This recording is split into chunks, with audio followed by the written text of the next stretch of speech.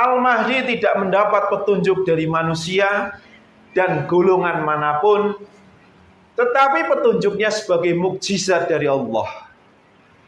Sebagaimana Rasulullah menerima Al-Quran, pasti akan seperti itu. Sunatullah tidak akan berubah. Maka di dalam Quran surat Al-Ankabut ayat 48, bahwasanya Allah Subhanahu wa taala berfirman, Bismillahirrahmanirrahim, dan engkau Muhammad tidak pernah membaca sesuatu kitab sebelum Al-Quran, dan engkau tidak pernah menulis suatu kitab dengan tangan kananmu. Sekiranya engkau pernah membaca dan menulis, niscaya ragu orang-orang yang mengingkarinya. Ini penjelasan Allah, pembelaan Allah kepada utusannya, bahwasanya utusannya memang nggak bisa baca tulis dan belum pernah membaca dan belum pernah tetapi dia mendapatkan wahyu dari Sang Pencipta. Maka diterangkan, kalau seandainya utusan Allah ini bisa membaca dan menulis, atau mungkin pernah membaca kitab-kitab sebelumnya, niscaya orang kafir akan ragu. Nah, ini pembelaan Allah pada utusannya, bahwa Quran adalah firman, bukan qaula Rasulullah, bukan ucapan Nabi, tapi adalah firman Sang Pencipta.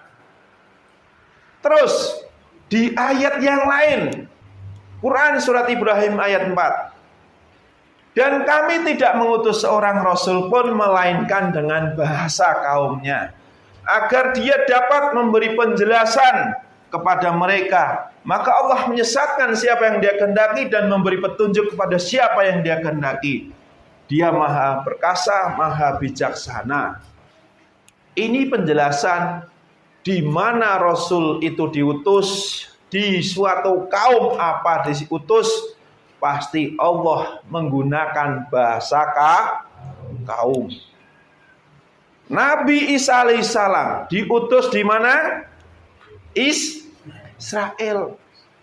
Makanya wajar Injil menggunakan bahasa Ibrani.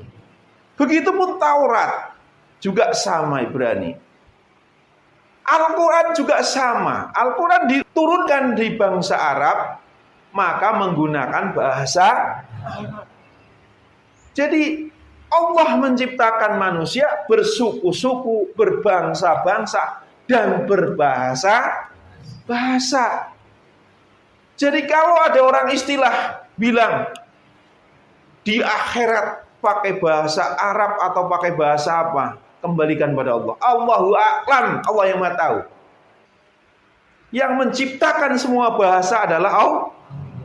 Tapi kita sebagai umat Islam dalam beribadah sudah dicontohkan oleh Rasulullah harus menggunakan bahasa Arab.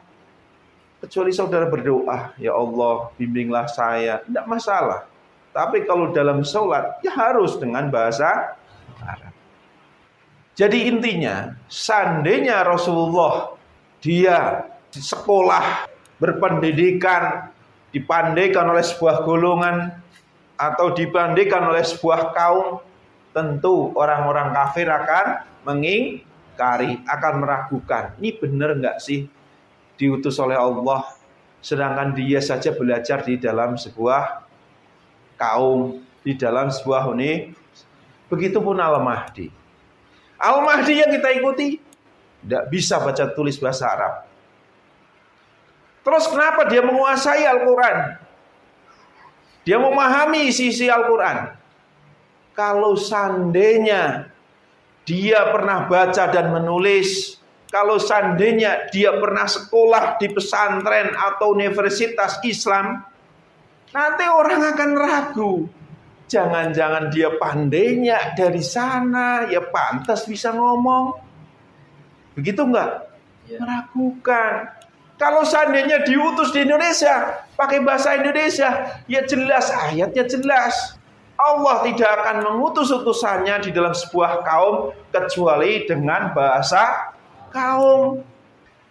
Dalam Quran surat Fusilat ayat 44, Allah Subhanahu wa taala berfirman, Bismillahirrahmanirrahim. Dan sekiranya Al-Quran kami jadikan sebagai bacaan dalam bahasa selain bahasa Arab, niscaya mereka mengatakan, mengapa tidak dijelaskan ayat-ayatnya? Apakah patut Al-Quran dalam bahasa selain bahasa Arab, sedangkan Rasul adalah orang Arab? Makanya dimanapun utusannya diutus, pasti dia menggunakan bahasa kaum. Ada sebuah hadis yang menerangkan dengan diutusnya seorang Rasul untuk memperbaiki akhlak atau menyempurnakan akhlak. Begitu pula diutusnya Al-Mahdi, pasti pun dalam rangka memperbaiki akhlak. Kalau ada orang yang hari ini menunggu Al-Mahdi hanya karena kepengin kepengin Islam berjaya di muka bumi, hanya kepengin hidupnya sejahtera bergelimang harta, ya berarti salah. Kenapa? Akhlak Al-Mahdi pasti sama dengan akhlak Rasulullah, yaitu akhlaknya Al-Quran. Pastinya.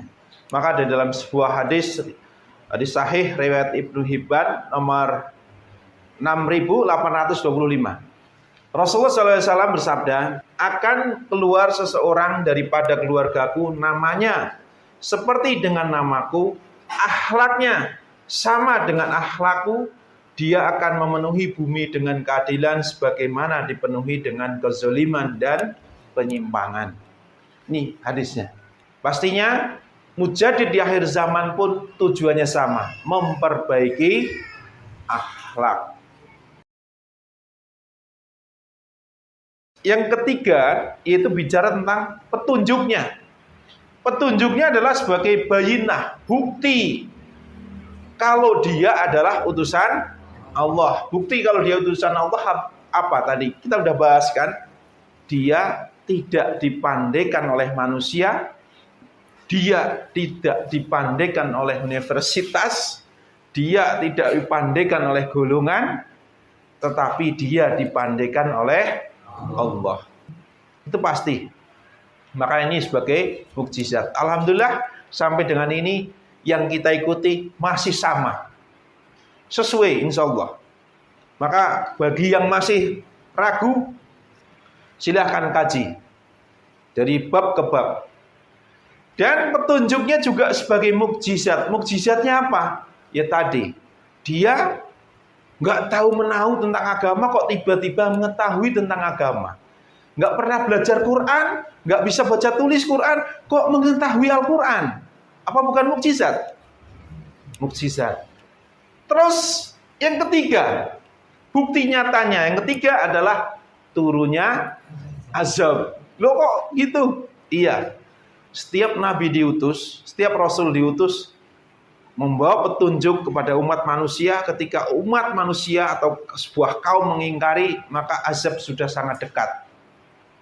Azabnya sangat dekat. Jika manusia mengingkari utusan Allah, maka Allah akan menurunkan azab. Ini sebuah sunatullah. Dalam Quran surat Al-Baqarah ayat 210 diterangkan, bismillahirrahmanirrahim. Tetapi jika kamu tergelincir setelah bukti-bukti yang nyata sampai kepadamu, ketahuilah bahwa Allah Maha Perkasa, Maha Bijaksana, tidak ada yang mereka tunggu-tunggu kecuali datangnya azab Allah bersama malaikat dalam naungan awan. Sedangkan perkara mereka telah diputuskan, dan kepada Allah lah segala perkara dikembalikan. Ini kan jelas. Ketika manusia mengingkari utusan Allah, tidak ada yang ditunggu-tunggu kecuali azab Allah bersama malaikat dalam naungan dukhan. Nah, nanti ada bahasan dukhannya. Terus Quran surat Ghafir ayat 83. Bismillahirrahmanirrahim. Maka ketika para rasul datang pada mereka dengan membawa bukti-bukti yang nyata, rasulannya, petunjuknya jelas, mereka merasa senang dengan ilmu yang ada pada mereka, dan mereka dikepung oleh azab yang dahulu mereka perolok-olokkan. Ini nabi-nabi dan rasul juga pernah membawa petunjuk pada sebuah kaum yang kaumnya pasti senang dengan ilmu yang ada pada mereka. Nggak mau pakai lagi. Yang akhirnya mereka dikepung dengan azab Allah. Maka perhatikan hari ini, Banyak nggak azab? Suatu kaum ketika mengingkari ayat-ayat Allah, bisa jadi belum dibinasakan, belum datangnya azab, belum datangnya bencana, jika utusan Allah belum diutus ke tengah kaum tersebut. Karena apa? Allah tidak mungkin akan membinasakan suatu kaum sebelum Allah mengutus utusannya di sana. Maka banyaknya wabah dan bencana seharusnya menjadi tanda telah diutusnya mujadid, karena Allah tidak akan membinasakan suatu kaum sebelum mengutus utusannya. Maka lihat dari ini, dari corona, gempa bumi, bencana-bencana yang lain, silih berganti, gunung meletus, banjir, dan yang lain-lain. Banyak sekali. Maka diterangkan di dalam Quran surat Al-An'am ayat 131. Bismillahirrahmanirrahim. Demikianlah para rasul diutus, karena Tuhanmu tidak akan membinasakan suatu negeri secara zalim, sedang penduduknya dalam keadaan lengah atau belum tahu. Sekalipun mereka berbuat maksiat, sekalipun dia maksiat sama Allah, kalau belum ditahu, belum dikasih peringatan, Allah masih menunda datangnya azab. Tapi ketika manusia sudah dikasih tahu, dikasih peringatan, nggak mau, akan datang azab kepada mereka. Maka di ayat yang lain, surat Asy-Syu'ara ayat 208, Allah Subhanahu wa taala berfirman yang artinya Bismillahirrahmanirrahim. Dan kami tidak membinasakan suatu negeri kecuali setelah ada orang-orang memberi peringatan kepadanya. Ini adalah sebuah bukti. Kalau banyaknya bencana hari ini, dari gunung meletus, musim hujan, banjir bandang, tanah longsor, gempa bumi, dan sebagainya. Kalau mereka tidak mau tadabbur, tidak mau tabayun, tidak mau tafakur, jangan-jangan Allah telah mengutus utusannya di tengah-tengah umat manusia, tetapi manusia mengingkarinya. Jangan-jangan ini adalah akibat dari pengingkaran. عام 1720 ضرب مدينة مرسيليا الفرنسية الطاعون العظيم، قتل في أيام 100,000 شخص، وبعده ب100 عام بالتمام والكمال، وتحديدا عام 1820 كانت الكوليرا تحصد أرواح البشر في إندونيسيا وتايلاند والفلبين، وحصد الوباء أيضا 100,000 وأكثر.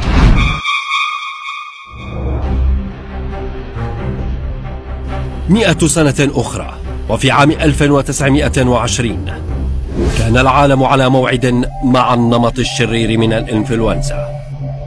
الإنفلونزا الإسبانية التي كانت كارثة بشرية، ضحاياها تجاوزوا 100 مليون وسط عجز عن إيقافها.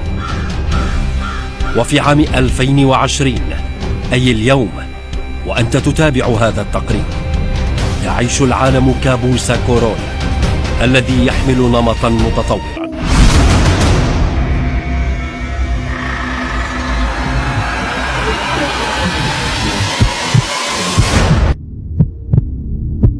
ضرب أكبر مجتمعات الأرض الصين، وعزل مقاطعات بحجم دول كبيرة.